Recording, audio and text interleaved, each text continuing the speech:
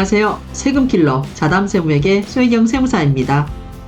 오늘은 여러분에게 제가 가상자산에 대한 세금 부과 과연 합당한가 비합당한가에 대해서 설명해 드리고자 합니다. 최근 서울행정법원에서 있었던 사안인데요. 오늘은 이 판결 내용을 갖고 여러분에게 원문 그대로 전달해 드리고자 합니다. 며칠 안 됐습니다. 2024년 4월 12일 날 선고된 판결문 내용입니다. 이 내용문을 갖고 오늘 여러분과 같이 가상자산에 대한 세금 부과에 대한 그 논쟁을 같이 살펴보도록 하겠습니다. 처분의 경위를 보시면은요, 어떤 사건이 있었냐. 이 원고는 블록체인을 기반으로 한 그 가상자산의 중개업을 하는 가상자산 거래소입니다. 2014년에 설립된 회사고요. 이 가상자산 거래소에 대해서 서울지방국세청장이요, 2018년 1월 10일부터 2018년 5월 23일까지 4개월 이상 이제 아마 세무조사를 한 것 같습니다. 그러면서 원고가, 즉 이 가상자산 거래소가 2017년 1월 1일부터 2017년 12월 31일까지 비거주자인 회원들에게 이 가상자산 거래로 인한 차익을 지급을 하면서 원천징수 의무를 이행하지 아니하였다는 그 내용의 세무조사 결과를 피고인 용산세무서장에게 통보합니다. 즉 처분청에게 통보를 했죠. 이에 처분청인 용산세무서장은 2022년 2월 7일 이 사건의 지급액입니다. 즉 가상자산 거래소에서 아까 비거주자인 회원들에게 그 차익을 지급을 했다 그랬잖아요. 그 지급을 하면서 원천징수하지 아니한 기타 소득세 약 8억 4천여만 원을 경정고지하였습니다. 근데 2017년 아까 1월 1일부터 2017년 12월 31일까지라 그랬잖아요. 근데 중간에 이 가상자산 거래소가 용산이 아니고 영등포로 본점을 옮겼나 봅니다. 그래서 2017년 1기부터 2기, 3기까지 즉 이 3기죠. 3기 동안 약 9개월 정도입니다. 8억 4천만 원 정도 이제 원천징수분 기타 소득세를 부과할 경정고지했고, 그리고 4, 4분기는 영등포 세무서가 3억 2천여만 원 정도를 이제 경정고지한 건입니다. 이에 대해서 어떻습니까? 이 가상자산 거래소는 당연히 이의를 제기해서 이제 심판원까지 갔는데 심판원에서도 역시 세무서에 손을 들어줬다라고 합니다. 이에 대해서 원고인 가상자산 거래소가 어떻습니까? 1심 서울행정법원에 소송을 제기한 건입니다. 이 사안에서 원고가 주장하는 사안은 두 가지입니다. 첫 번째가요, 이 세무서가 처분청이 과세표준으로 삼은 이 사건의 지급액은 그 소득세법 제119조 제12호 강목에서 열거하고 있는 비거주자의 국내 원천 소득에 해당이 되지 않고 이에 관한 과세 근거 규정이 존재하지 않는다라고 주장을 하고 있습니다. 그리고 두 번째는요, 가상자산 거래소를 이제 운영하는 자는 원고인데 이 원고는 거래만을 중개하는 역할을 할 뿐이지 가상자산 거래 당사자로서 거래 대금을 지급할 의무를 부담을 하지 않는다라고 합니다. 따라서 원고에게 구소득세법 제156조 제1항에 따른 원천징수 의무가 있다라고 볼 수가 없다고 주장을 하고 있습니다. 이에 대해서 피고들은 맞받아치고 있는데, 첫 번째 주장에 대해서 뭐라고 얘기하고 있냐. 이 사건의 지급액은 구소득세법 제119조 제12호 마목에서 정한 국내 자산을 양도함으로써 생기는 소득 혹은 카목에서 정한 국내에 있는 자산과 관련하여 받은 경제적 이익으로 인한 소득 또는 이와 유사한 소득에 해당이 되기 때문에 비거주자의 국내 원천 소득이라는 겁니다. 따라서 기타 소득으로 원천 징수를 하는 게 당연하다라고 주장하는 건입니다. 그리고 두 번째는요, 원고는 비거주자인 회원들과 체결한 그 서비스 이용 계약에 따라 그 위 회원들과 소득인 이 사건 지급액을 지급하는 그 자에 해당하거나 아니면 이 사건의 지급액을 지급하여야 할 자를 대리하거나 그로부터 위임을 받아 이 사건의 지급액을 지급하는 자에 해당이 되기 때문에 당연히 그 지급액에 대해서는 원천징수 의무가 발생한다라고 주장을 하고 있는 건입니다. 이 사안에 대해서 우리가 이제 판단을 해봐야 되는데요. 일단은 관계법령 등을 살펴보셔야 됩니다. 먼저 여러분에게 말씀을 드리면 우리가 가상자산 거래와 관련돼서는 어떻습니까? 우리가 2020년 7월에 기획재정부에서가 입법 예고를 했습니다. 입법 예고를 한 다음에 2020년 말에 이제 법이 개정이 됐고요. 그러면서 정확히는 2022년 1월 1일 이후부터 어떻습니까? 가상자산 거래에 대해서는 소득세를 부과하기로 했습니다. 하지만 법이 한번 이제 다시 개정이 되면서 어떻습니까? 22년 1월 1일부터 시행하기로 했던 가상자산에 대한 세금 부과가 한 번 더 유예가 됩니다. 2023년 1월 1일 이후로 연기가 됐고요. 그리고 또 개정이 돼서 2025년 1월 1일 이후로 또 연기가 됐습니다. 이렇기 때문에 지금 현재 서울 이 행정법원에서 딱 봤을 때 이 건과 관련돼서 어떻습니까? 관계 법령들을 검토하려고 봤더니 딱 보제 그 법원 입장에서 봤을 때 어떻습니까? 제3자 잡습니까? 제3자 입장에서 봤을 때 이 사안과 관련돼서 결부시킬 세법이 존재하지 않는다라고 판단을 해서인지 관련된 세법 내용은 법원에서가 제시하지를 못하고 있습니다. 즉 구소득세법에 대해서 어떻습니까? 처분청이 계속 주장하고 있는 구소득세법 제119조 제12호 마목이죠. 이 규정은 이 사안과 결부시켜서 볼 내용이 아니라고 판단을 하는 것 같습니다. 제가 좀 이제 먼저 땡겨서 말씀을 드렸는데 그렇습니다. 그래서 이 사건과 관련돼서 여러분 살펴보실 법령은요, 대법원 판결 2건과 그리고 기획재정부에서 2020년에 발표했던 이제 우리 가상자산 거래에 대한 세금 부과에 대한 그 입법 취지 등에 대해서 살펴보셔야 됩니다. 첫 번째, 대법원의 판단입니다. 대법원에서는요, 첫 번째 조세법률주의 그 원칙상 과세 요건이라든가 비과세 요건 또는 조세감면 요건을 막론하고 조세법규 해석은 특별한 사정이 없다. 그때는 법문대로 해석해야 되고 어떠한 이유도 없이 확장 해석하거나 유축 해석하는 것은 원칙적으로 허용이 되지 않습니다. 그리고 두 번째 대법원 판결은 소득세법은 우리 과세 대상 소득을요, 원천이라든가 성격에 따라서 구분을 해서 열거하는 열거주의 과세 방식입니다. 그렇기 때문에 소득세법에 열거되지 않은 소득 과세 대상이 아니라는 겁니다. 따라서 어느 소득이 소득세 과세 대상인지 여부가 이제 불분명하다. 그럴 경우에는요, 특별한 사정이 없다. 그럴 때는 과세를 주장하는 처분청이 이 소득이 소득세법에 열거된 특정된 과세 대상 소득에 해당되는 그 점까지 주장을 하고 증명을 해야 된다라는 게 두 번째 대법원 판단 내용입니다.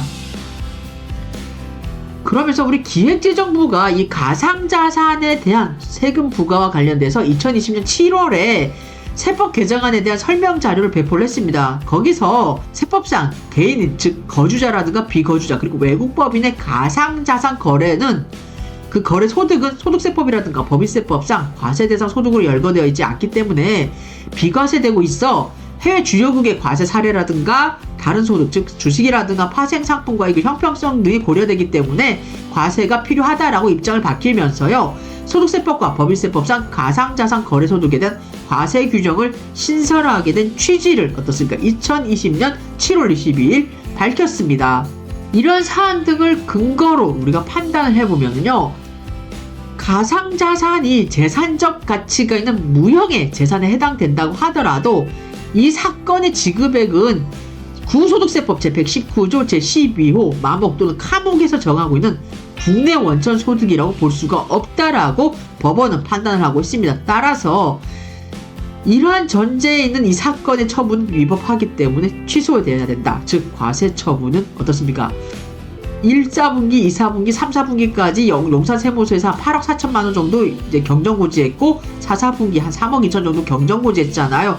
이 두 건에 대해서는 그 과세 부과가 위법하기 때문에 취소돼야 된다라고 해가지고 원고, 즉 납세자의 손을 들어준 사건입니다. 좀 더 구체적으로 살펴보시면요, 우리가 그 가상자산의 그 이제 어떠한 가상자산에 대한 그 내용을 좀 더 보셔야 되는데, 이 거래소에서 거래되는 그 가상자산은요, 여러분 블록체인입니다. 블록체인 기술을 이용한 것이라고 합니다. 즉 블록체인은 좀 제가 찾아봤는데 여기 조금 작은 글씨로 보시면은 일정 시간 동안 발생한 모든 거래 정보를 블럭, 즉 블럭 단위로 기록을 해서 모든 구성원들에게 이렇게 뿌려주고 전송하고 그 블록의 유효성이 확보될 경우에 또 이 새 블록을 그 기존의 블록에 추가, 체인이죠, 연결하여 보관하는 형식의 알고리즘이라고 합니다.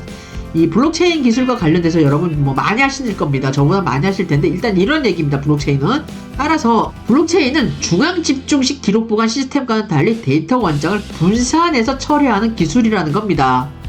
이처럼 블록체인은요, 기록이 중앙 서버가 아닌 이용자들에게 분산되어 있고 소득세법이 열거하지 않은 소득은 과세 대상이 아니라는 점을 고려해 볼 때 이 사건의 거래소에서 거래되고 있는 가상자산은 그 소득세법 제119조 제12호 마목, 즉 처분청에서 주장하고 있는 마목에서 정하고 있는 국내 자산이라든가 카목에서 정한 국내에 있는 자산이라고 쉽게 단정할 수는 없다는 게 법원의 입장입니다. 그러면서 우리 기재부가 2020년 12월 19일 법률 제 17,757호로 개정된 소득세법에 이 가상자산의 양도, 대여로 인한 그 소득에 대한 과세 근거를 마련을 했는데요. 개정된 소득세법 제21조 제1항 제27호에서가요. 이 기타 자산에 대해서 더 추가했습니다. 기타 자산 항목으로 27호로 여기서 이제 어떠한 걸 추가했냐? 특정 금융거래 정보의 보고 및 이용 등에 관한 법률 제2조 제3호에 따른 가상자산, 즉 우리가 가상자산입니다. 이런 가상자산을 양도하거나 대여함으로써 발생하는 소득을 거주자의 기타 소득을 규정하면서요. 개정된 소득세법 제119조 제12호 타목에서 제21조 소득세법입니다. 제21조 앞서 살펴본 제21조 제1항 제27호에서 따른 가상자산 소득, 이런 가상자산 소득을 비거주자의 국내 원천 소득으로 규정을 했습니다. 즉 가상자산 소득에 대해서 좀 더 보시면요, 비거주자가 특정 금융거래의 정보의 보고 및 이용 등에 관한 법률 제2조 제1호 하목에 따른 가상자산 사업자 또는 이와 유사한 사업자, 즉 가상자산 사업자 등이 보관, 관리하는 가상자산을 인출하는 경우에는 그 인출 시점을 양도 시점으로 보아가지고요, 어떻습니까? 비거주자의 국내 원천 소득으로 규정을 해서 세금 부과를 하겠다는 겁니다. 또한 개정소득세법 제156조 제1항 제8호 남목은요, 이때 이 비거주자의 국내 원천 소득에 대한 그 소득세로서의 그 원천징수 규정에 대해서 얘기를 하고 있는데, 국내 원천 소득에 대한 소득세로서 원천징수해야 될 금액에 관해서는요, 제119조 제12호 타목의 소득, 즉 필요 경비에 대해서 확인이 된다 그러면은 두 가지 중 작은 금액을 세금으로 부과합니다. 즉 첫 번째는 가상자산의 필요 경비가 확인되는 경우에는 지급 금액의 10% 그리고 지급 금액에서 인정되는 필요 경비를 차감한 그 소득 금액의 20%를 곱한 금액 둘 중에 작은 금액을 필요 경비가 확인된다 그러면 그때 그 둘 중 작은 금액을 기타 소득세로 원천징수해야 되고요. 필요 경비가 확인이 되지 않는다 그러면은 이 항에서가 10% 지급 금액의 10%를 원천징수하도록 규정을 하였습니다.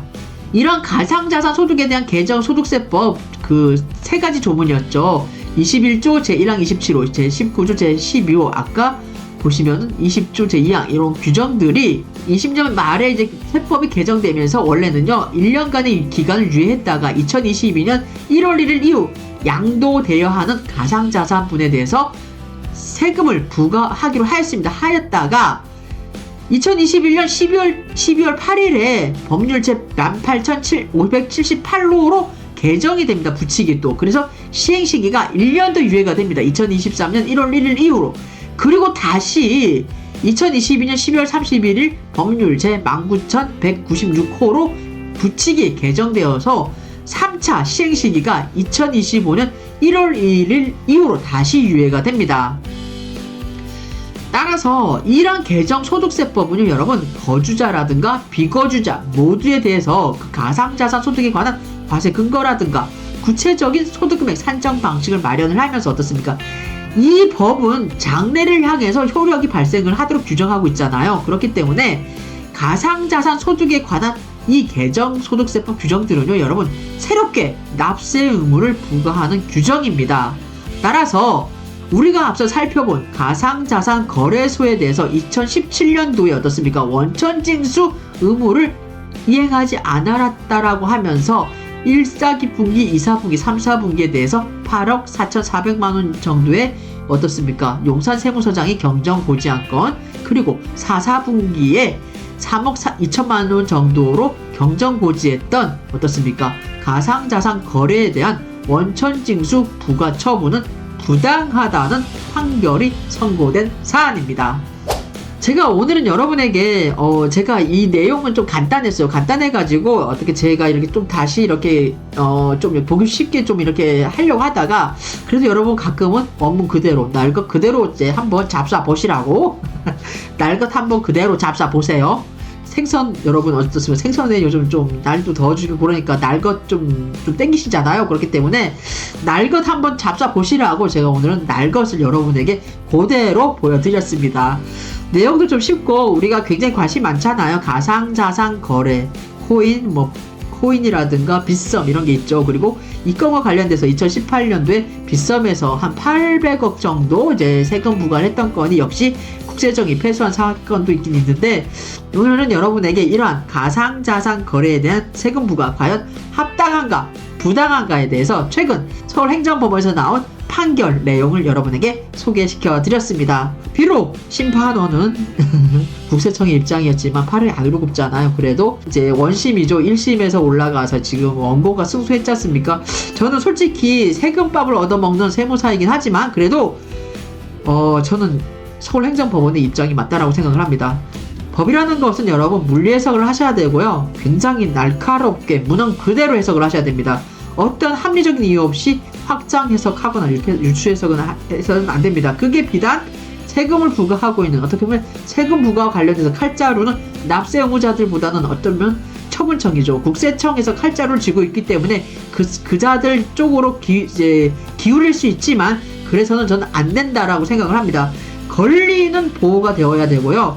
납세자 권리는 확실히 우리가 주장을 하고 어떠해서든 우리가 그 권리를 쟁취하셔야 됩니다. 즉 여러분, 권리 위에 잠을 자면 안 되는 사안입니다. 이 말을 끝으로 오늘 여러분 저는 마무리를 하도록 하겠습니다. 여러분 감사합니다.